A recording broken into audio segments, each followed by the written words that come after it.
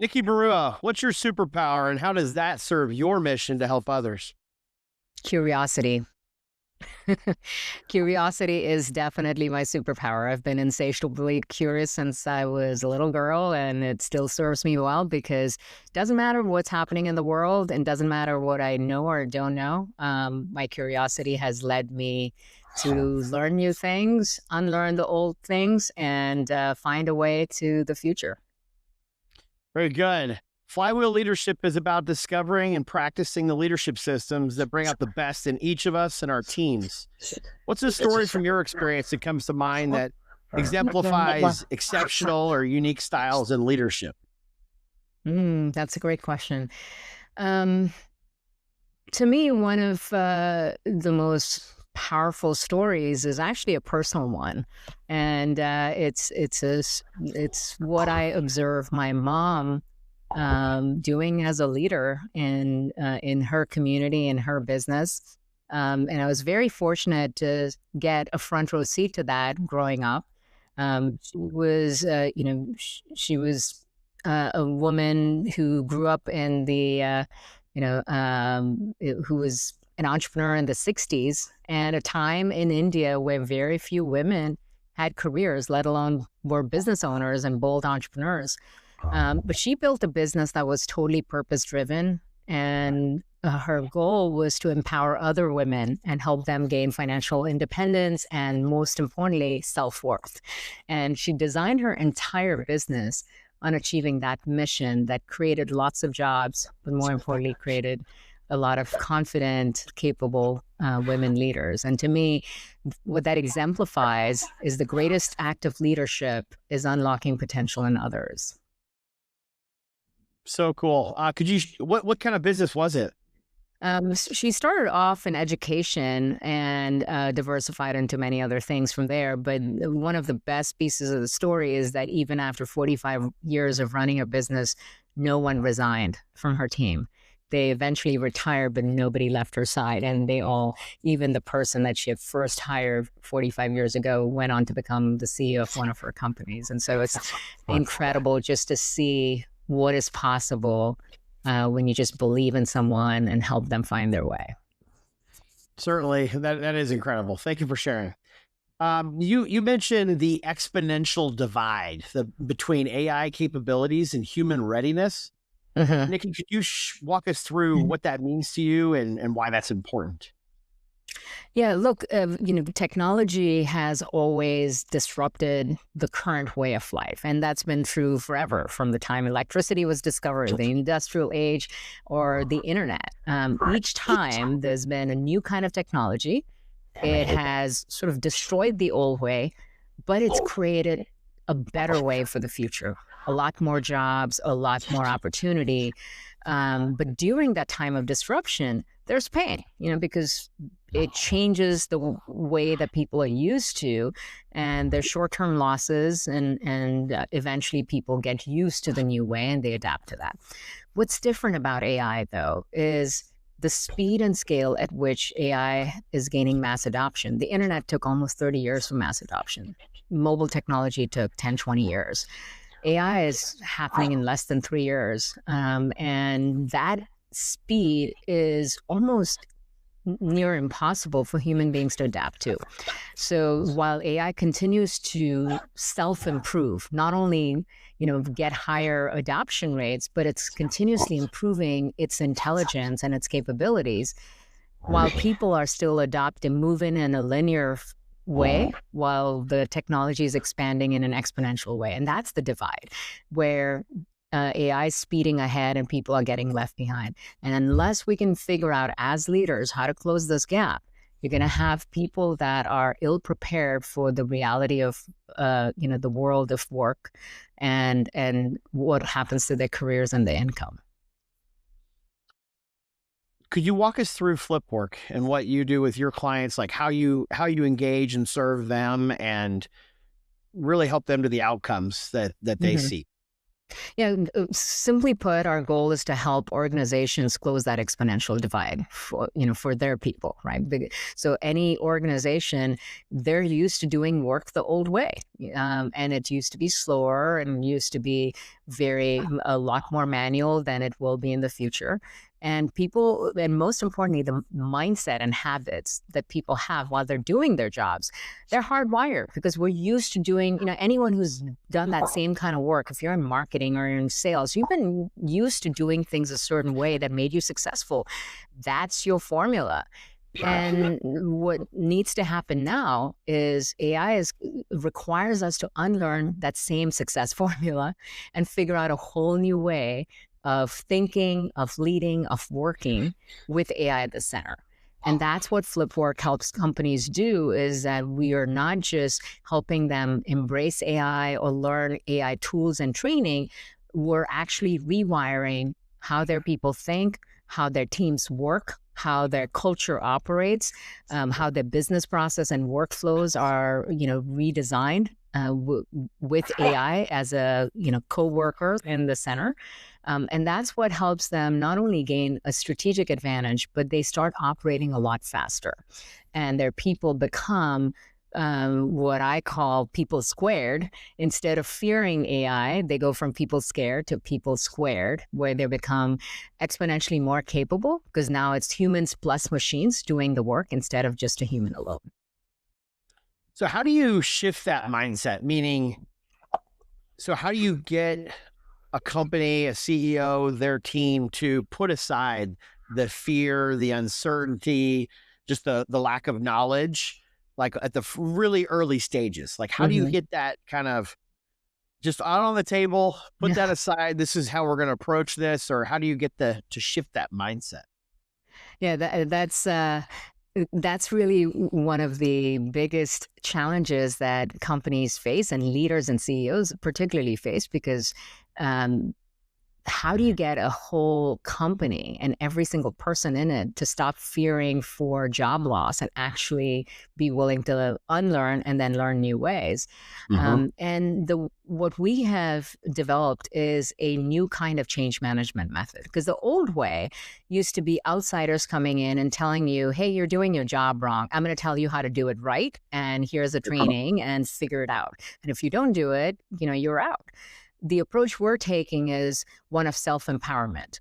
We are creating an environment, a safe space in 90-day sprints. We bring teams together in a safe space where they are able to experiment with what their work could look like, or who they can become, and the skills that they can learn, and the new ways that they can master. But we give them the tools for them to discover themselves. So it becomes like this playground where instead of feeling threatened or feeling undermined by somebody telling them they can do their jobs, it becomes a playground where they figure out the right answer themselves, and they're able to test it in an environment where it's sort of failure proof, where there's, they're not going to lose their jobs or get reprimanded for doing something wrong, but they get to test, learn, and design it themselves. And what happens as a result is that you adopt an innovator's mindset. You become a scientist that's figuring this out, and that empowerment is what causes them to not only, change, let go of the old way, because now they can see themselves in the future. Instead of feeling like something is replacing them, they see AI as something amplifying what makes them special. And they can see how much more they can achieve, and they can see that this is not just a one-time, exercise, that this is a continuous reinvention method. So by unlocking their attitudes towards innovation, towards continuous learning and innovation, we are giving them the tools and the environment, and then they figure it out themselves. And the results we've seen in just 90 days, we get 85% plus transformation in 90-day cycles. So this is really important for leaders that are looking to take on this challenge, which, a lot of people would say is all leaders right now, or, a very high percentage, or if it's not today, it will be tomorrow, right? So exactly. I mean, whether a leader or an organization is ready or not, AI is not waiting for that, right? It's speeding along. It's a matter of how much distance do you want to put between where you are and where AI is going to be. The longer you wait, the distance gets bigger. these are real tools that people can use from what you're talking about, just that approach to actually using the AI tools. Nikki, once let's say a leader embraces this style of just adoption and just that mindset across the company, how do they turn that into tangible outcomes, like where it's actually leading from play or experimentation to actual business outcomes? How does that shift? Right. So the first thing we do before they even embark on the 90-day sprint is we start with a diagnostic that is company-wide. And what that diagnostic reveals is where's the highest ROI opportunity for AI to change the business and to unlock either revenue growth or profit growth or speed or efficiency, whatever those key metrics are. We work with their executive team to identify what's the most important objective for the business right now. Do you want faster product innovation? Do you need more efficiency and profit? Or do you need greater market share and revenue growth? Based on that, the diagnostic then identifies the right opportunity areas and the exact places where the ROI is going to be highest and fastest. And so effectively, instead of just randomly going in and trying to change things up and driving transformation projects, this helps you pinpoint exactly where to start. It sort of gives you this map and a really dynamic roadmap to figure out, start here, but do this next, and then do this next. So it gives them a clear plan. From that, we start with a 90-day pilot in the high priority area. And through that experimentation process, what's also happening during the 90-day cycle is we are designing the workflows in that area. So let's say they find that, sales is the highest opportunity for this particular company. They're going to redesign the entire sales workflow, embrace all of the AI-driven sales tools, but also rewire the mindset of the sales team so that they start thinking and working differently, most importantly, in how they allocate their time. The biggest decision that leaders have to make at that point is we find on average it releases about somewhere between 30 to 40% of total capacity in just 90 days. The question is, if you've got 40% extra capacity with the same exact headcount, where are you going to reallocate that? Because that has to be a very intentional and strategic decision. Do you want to reallocate that to take on more, to do more work that you couldn't do before without hiring more people? Or do you want to reallocate that for some kind of new innovation that you weren't able to do in the past? So that sort of, reallocation is where the impact starts to, become exponential beyond just the basic efficiencies and speed and all of that. In general, we're finding that the investment that they make, it's roughly around 8 to 10x return, within a 12-month period, which is pretty significant. So the point is, this is designed in a way where it's almost self-funding. Everything that you invest, you're releasing so much value out of that you can reinvest over and over again to find new efficiencies. So when it comes to what you hear out in the market, you hear so much talk about AI, just like we all do. And you have your own experience and what you've learned over the last few years. What is kind of the biggest thing that comes to mind that you see as maybe inaccurate, or maybe you have a controversial take on that's different than what is commonly just touted out in the market? Anything that comes to mind that is a different way of looking at AI?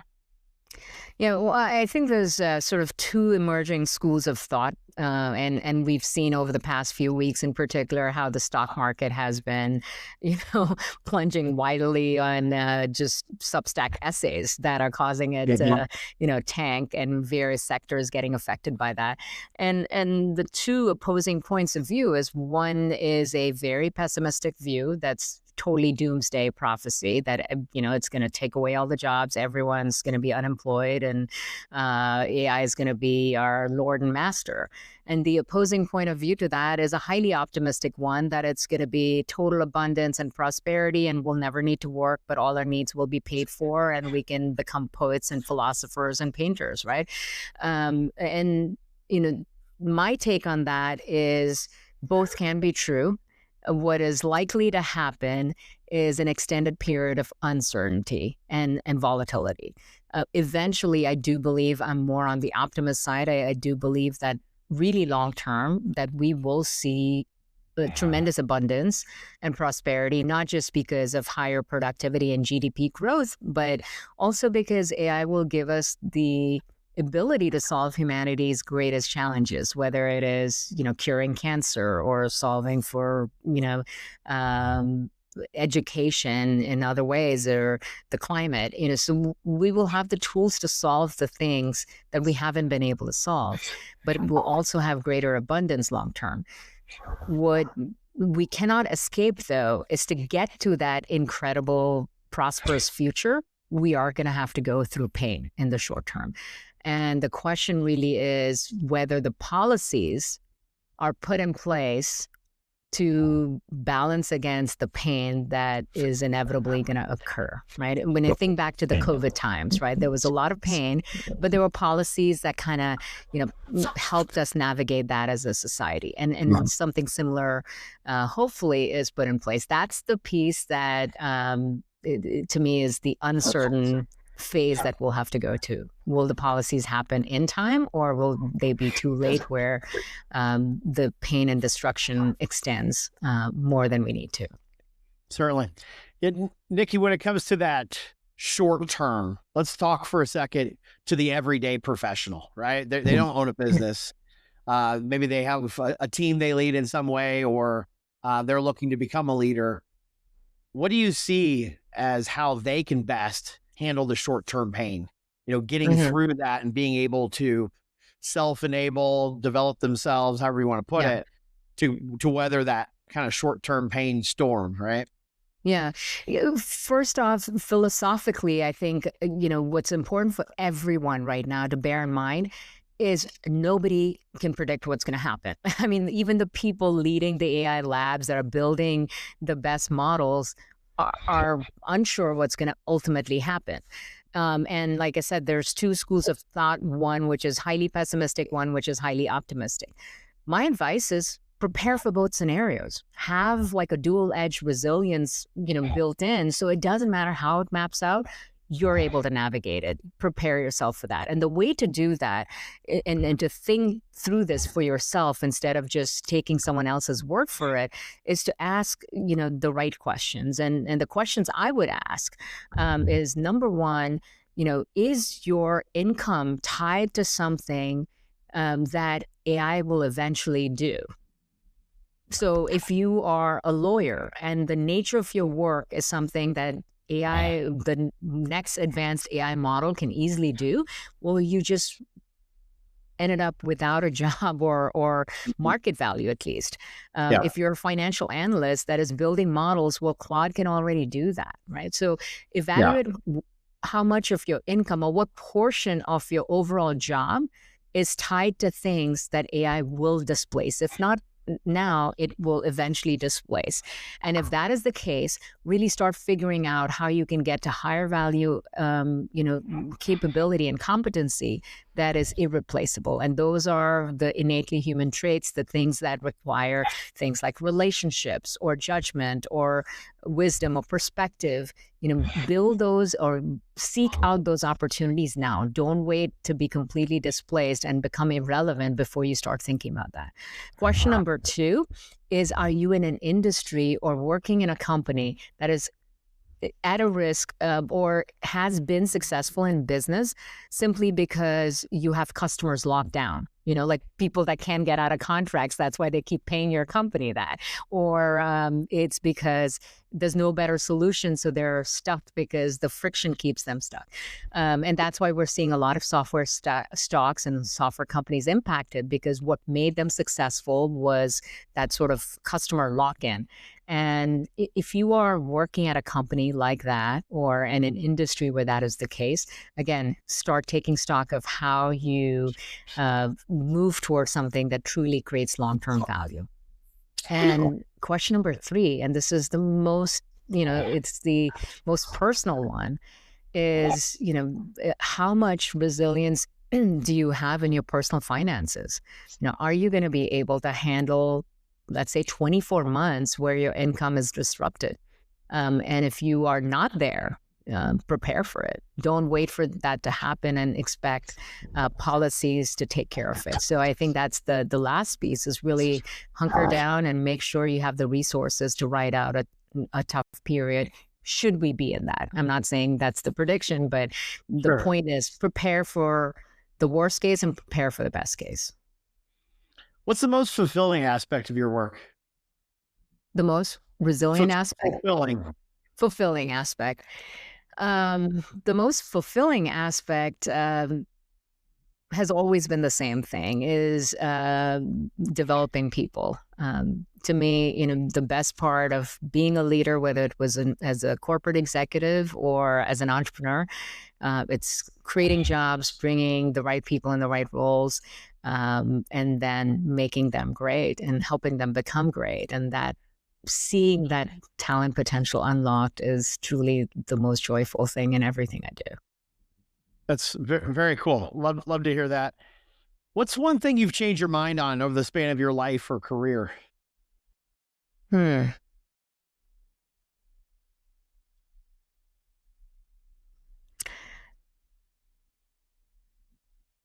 think I did not fully recognize or embrace how much of a role unlearning actually plays in success. I was always focused on learning, and I valued a learner's continuous learning mindset in myself and in other people. But what I've come to discover, and I've changed my mind around, is unlearning is actually the power tool. Because you can add on layers and layers of what you know and knowledge and experience and competency, but unless you let go, and letting go is what helps you shift identity. Unless you truly let go, that next version of you, that next level of success and competency does not emerge. I think that is so important and doesn't get talked about enough. And however it's referenced or shared, in that it is okay to change your mind, and it is okay to realize that preconceived notion or that concept that you held so tightly for so long was either wrong, or it's just evolved and you've learned that there is a different way to look at it. I feel like that is one thing that is just so powerful that more people really need to is, and I also see it as a sign of intelligence now. I used to see it as if people are changing their mind and they lack conviction, but that's actually not true. It means that they're getting new information that they're then evaluating. The facts have changed, or their awareness has changed around something, and they're making new decisions. And that's powerful, because in a world that's changing fast, if your viewpoints are so rigid that they don't change over decades, that's dangerous. Certainly. In leaders that you see throughout your career and the clients you work with today, the ones that struggle the most, especially during times like these, what causes them to fail?